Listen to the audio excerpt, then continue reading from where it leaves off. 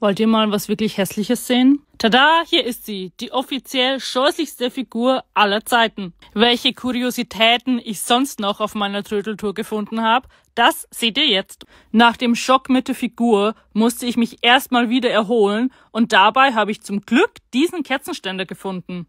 Tassen vom Nürnberger Christkindlesmarkt, irgendwie cool, aber irgendwie auch beliebig.